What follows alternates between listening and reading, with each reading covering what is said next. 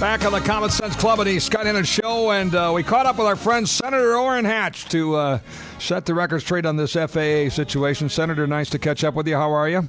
Doing fine. How about you?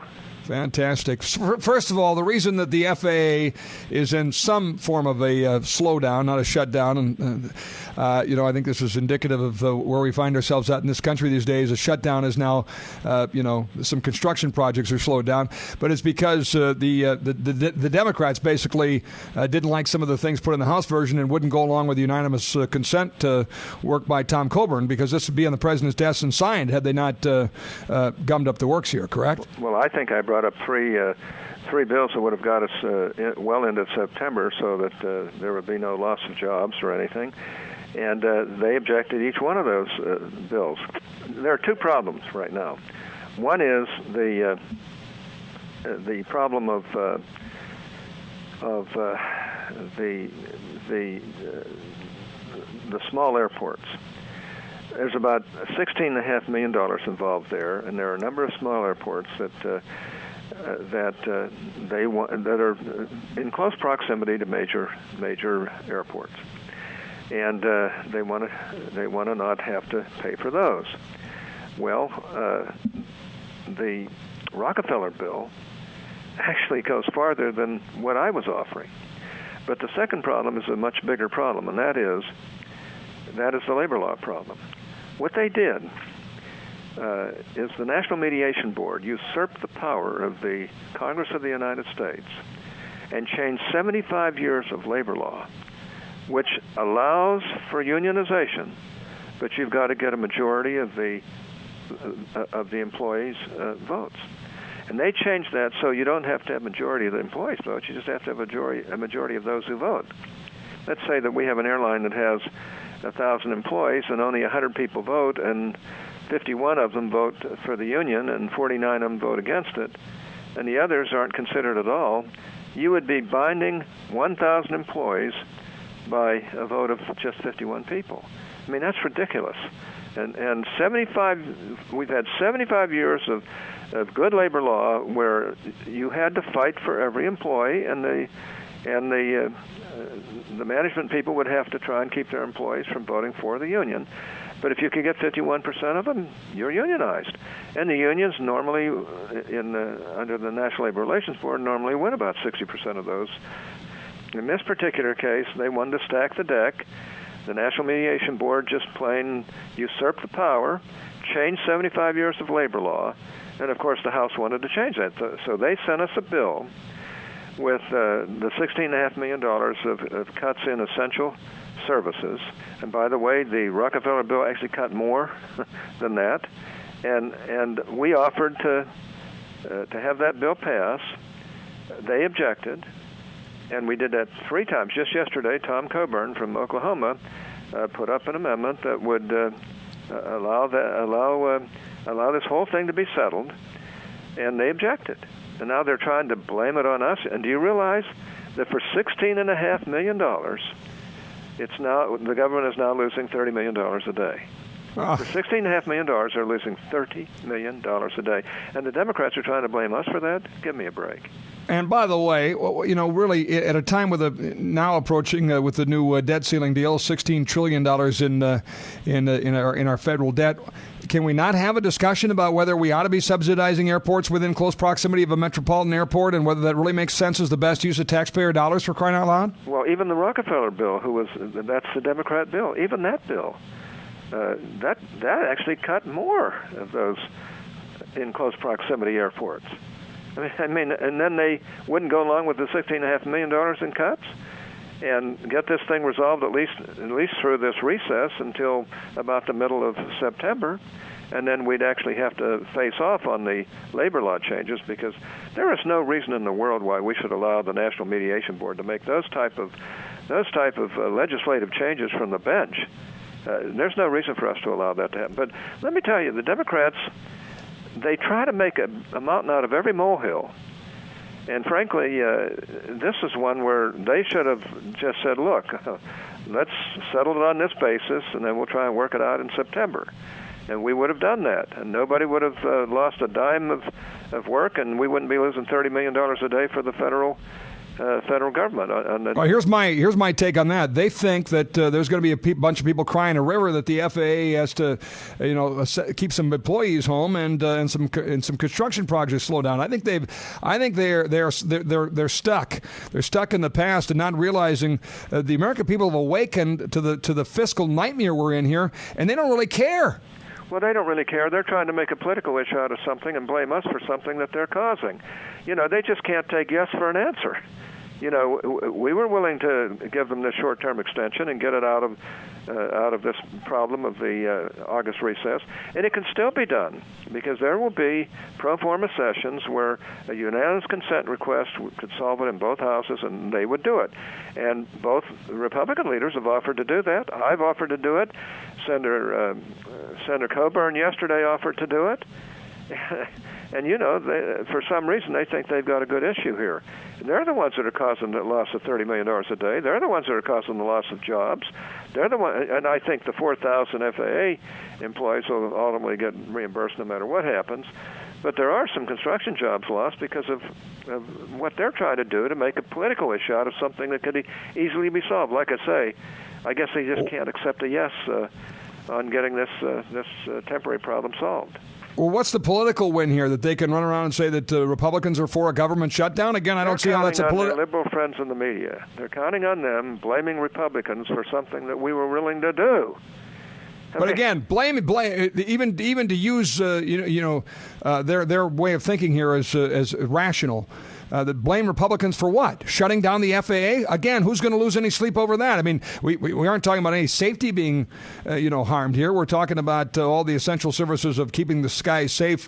Fine, we're talking about, some bureaucrats at the FAA and some construction projects. Who is going to lose sleep over that? That's why I mean they seem to be out of touch with political reality. Well, you have it pretty well. All I can say is, even if they disagreed with the $16.5 million cuts,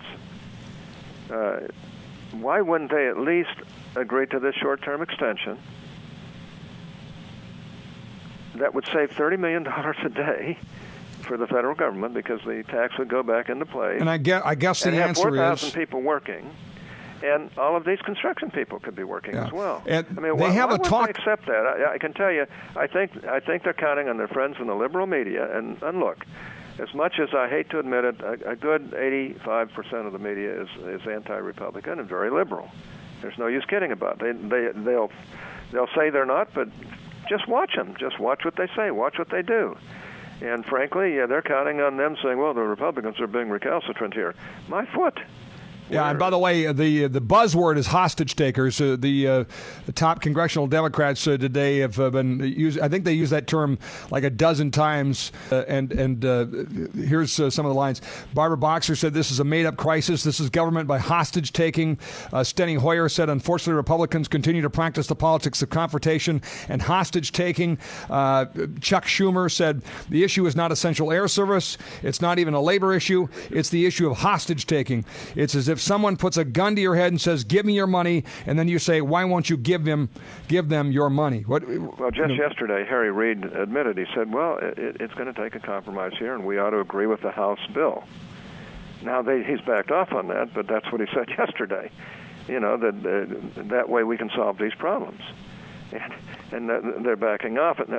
I don't know whether you watched their press conference today, but it was a disaster for them. Because even the liberal media recognize that I guess they can't take yes for an answer. So Ray LaHood says you ought to be called back into session. They don't need to. All they got to do is they could do this by unanimous consent without anybody here, other than the leaders on the floor. So it's just the way it is. No, it's the phoniest issue I've seen in a long, long time around here, and I'm embarrassed for my Democrat colleagues. They're friends. Many of them are good people, but they'll never let an issue go that they think they can get the media to support them on, that even though it's wrong. Got to ask you a quick final question, different topic on the dead deal. I know you and I have talked over the years, I don't know how many times, about... Can I say one other thing? Yes, sir. Because I've mentioned this labor law issue.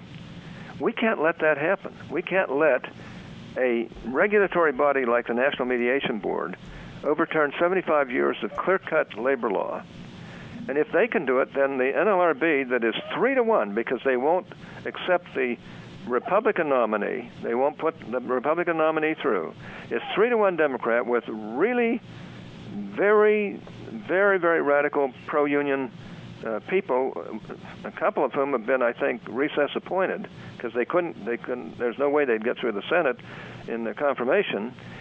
And if we allow that National Mediation Board thing to go, the National Labor Relations Board would affect millions and millions of workers and do the same type of things.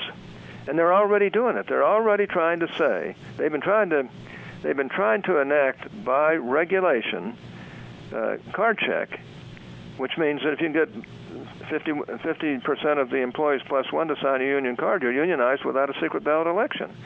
And they can't get that because even Democrats won't vote for that. Even the union members won't vote for that because they want the free and open elections, secret ballot election. And what they're trying to do now is do the same thing that the National Mediation Board is doing, and that is only 51% of those who vote. And frankly, that's just not right. Now, Harry Reid said yesterday, he said, quote, "Sometimes you have to step back and find out what's best for the country and not be bound by some of your own personal issues," unquote. And at that point, he recommended that they just take the House bill. And of course, I guess he got overruled by the people who want to make a big political issue out of this rather than solution. Like I say, I guess they just can't take a yes for an answer. I'm sorry to keep going on and on, but it's a really important issue. And if they can get away with it, I can't begin to tell you what the National Labor Relations Board would do, and that affects millions of workers all across this country. Final quick question, less than a minute left. The balanced budget amendment has been a passion of yours for a long time. It's in this new debt deal, yet you voted no. Was the debt deal bad that even with the guarantee of a vote on the balanced budget amendment, thankfully, finally, it wasn't good enough to bring your yes vote? Well, actually, under the circumstances, the debt bill was pretty good, really. In other words, I want to compliment both Speaker Boehner and Minority Leader Mitch McConnell for the work that they did on that. That's the best they could do, and I got to give them credit for it. But I had committed to not voting for a lifting of the debt ceiling unless we passed the balanced budget amendment, and it hasn't even been brought up. Now, there is a commitment to bring it up, but that doesn't necessarily guarantee passage. For the first time in history, now I've been on every balanced budget amendment for the last 35 years. I've led the fight on every one of them. And in 1996 and 1997, I believe, we brought it up twice and lost by only one vote each time. Can you imagine where we'd be today had we passed one of those balanced budget amendments, submitted it to the states? We wouldn't be in this colossal, awful mess that we're in right now because people would have to be accountable here. And there would be a straitjacket on the Congress so they can't spend us into bankruptcy. And that's, as a matter of just commitment, I couldn't vote for the bill, even though I have to say the two leaders did the best they could under the circumstances. I'm worried about this special joint committee. I don't blame them for doing it that way, but I'm worried about it because if they can't agree, the 6 Democrats and 6 Republicans who are put on that committee, then there has to be a sequestration. What that means is, for the approximately $1.5 trillion